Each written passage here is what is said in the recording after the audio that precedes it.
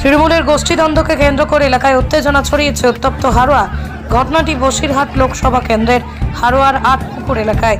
স্থানীয় সূত্রে খবর, বসিরহাট লোকসভা কেন্দ্রের তৃণমূল প্রার্থী হাজী নুরুল ইসলামের সমর্থনে হারোয়ার আটপুকুরে মঙ্গলবার বিকেলে তৃণমূলের দুটি প্রচারের মিছিল বের হয়। আটপুকুর এলাকা থেকে আদি তৃণমূলের কর্মী সমর্থকরা একটি মিছিল বের করে, অপরদিকে বিহারি এলাকা থেকে একটি নব্য তৃণমূলের কর্মী সমর্থকরা মিছিল বের করে। দুটো মিছিলে বিহারি এলাকায় আসতেই মিছিল মুখোমুখি সংঘর্ষ হয়।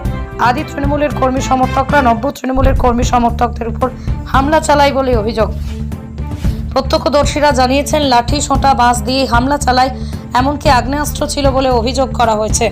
ঘটনার পর প্রায় 6 জন আহত হয়েছে। ঘটনার খবর পেয়ে ঘটনাস্থলে গিয়ে পরিস্থিতি সামাল দেয় হারোয়া থানার পুলিশ। হিসাবে বিগত দিনে 13 সাল থেকে ওরা মানুষের উপর অত্যাচার করে। ওরা কারা? আইনুল মিরাজ, এরাই মানে অত্যাচার করে। কোন দল ওরা? ওরা তৃণমূল করতো, আমরাও তৃণমূলের লোক।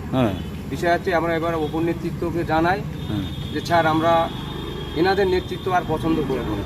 তার কারণ এনারা পরস্পর প্রত্যেকটা গ্রুপের ছেলেকে মারধর করেছে ইতিমধ্যেই। আরও লুটপাট, আমাদের হিন্দু পাটটাও লুটপাট করেছে। যারা তৃণমূল কংগ্রেস করে, আজ আমাদের বসিরহাটের ক্যান্ডিডেট হাজী নুরুল ইসলামের কাছে তাদের কোনো গুরুত্ব নেই। যারা প্রকৃতিতে তৃণমূল কংগ্রেস করে তাদের কোনো গুরুত্ব নেই। যারা ওই ভুইফোড় নেতা, তাদের নিয়ে হাজী সাহেব দল করছে।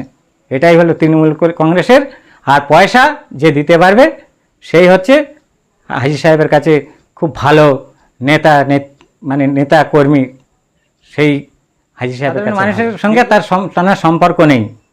সম্পর্ক আছে যাদের মোটা পয়সা আছে, যাদের 10টা আংটি আছে, গলায় মোটা সোনার চেন আছে, এদের নিয়ে, যাদের টাকা পয়সা দিতে পারবে তাদের নিয়ে সম্পর্ক বেশি। আজকে যারা তৃণমূল কংগ্রেসটা করেছিল তারা আজকে দেখুন বঞ্চিত, অবহেলিত। যারা দীর্ঘদিন, তারা কিছু চায় না তৃণমূল কংগ্রেসের কাছে, তারা চায় একটু সম্মান।